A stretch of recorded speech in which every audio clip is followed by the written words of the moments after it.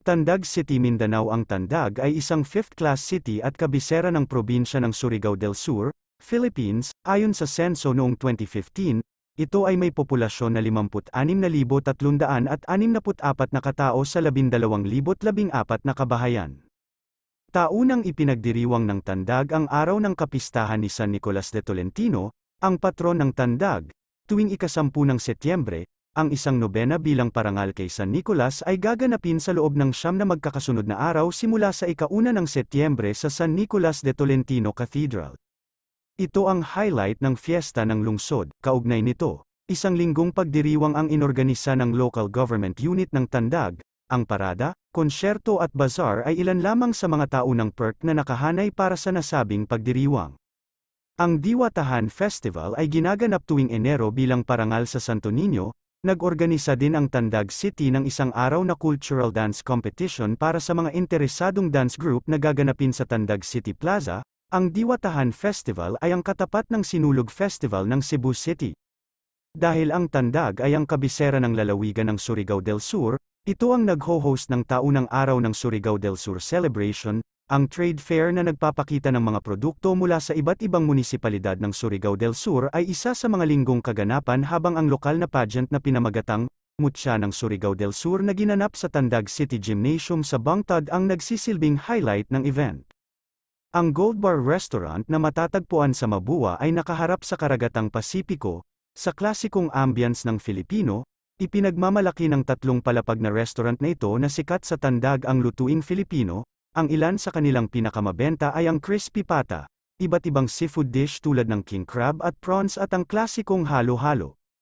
Ang Shasin by the Sea na matatagpuan sa Mabua ay isa ring mahalagang lugar para sa fine dining, tulad ng Gold Bar Restaurant. Nakaharap din ito sa karagatang Pasipiko at gumawa pa ng isang plataporma sa tabi ng dagat para sa mga customer na makakuha ng simoy ng hangin sa dagat habang tinatangkilik ang kanilang pagkain.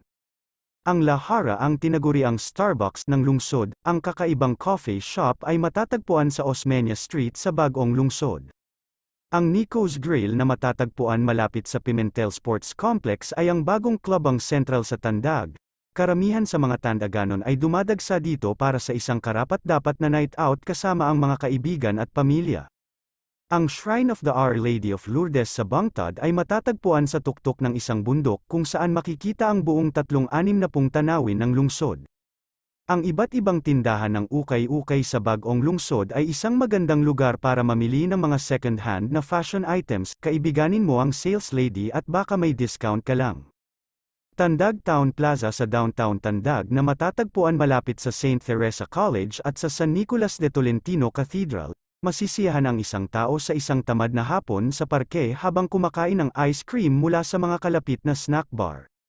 Ang Tandag Boulevard sa Mabua ay pinakamahusay na binisita sa gabi na may mga makukulay na poste ng lampara, maangin na hangin sa dagat at iba't ibang stalls na nag-aalok ng mga Pinoy street food tulad ng fishball, kwek-kwek, barbecue na baboy, isaw, at iba pa.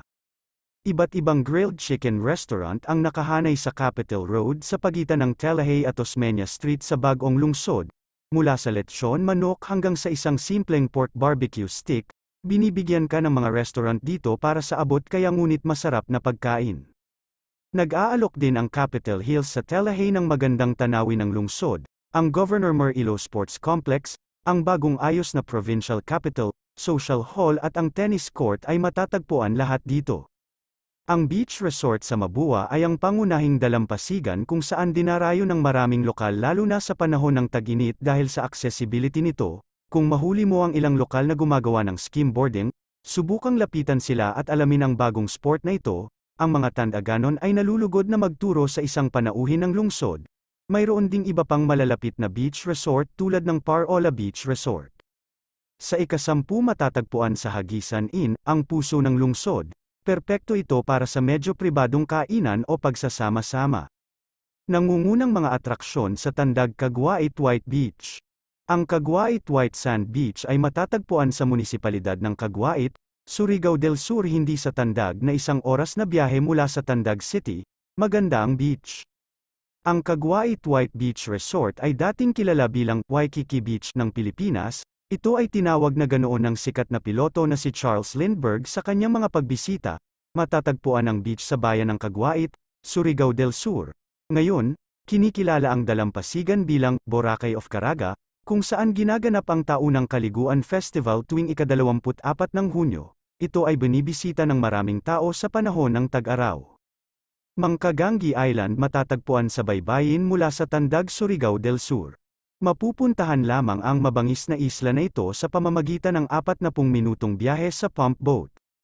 Mas kilala ito bilang Bat Island dahil tahanan ito ng malalaking itim na ligaw na paniki. Mayroon itong maliit na strip ng puting buhangin beach sa isang gilid. Mag-hire ng isang eksperto, karaniwan ay isang lokal na mangingisda na nagmamay-ari din ng pump boat. Ang lugar na ito ay mapanlinlang.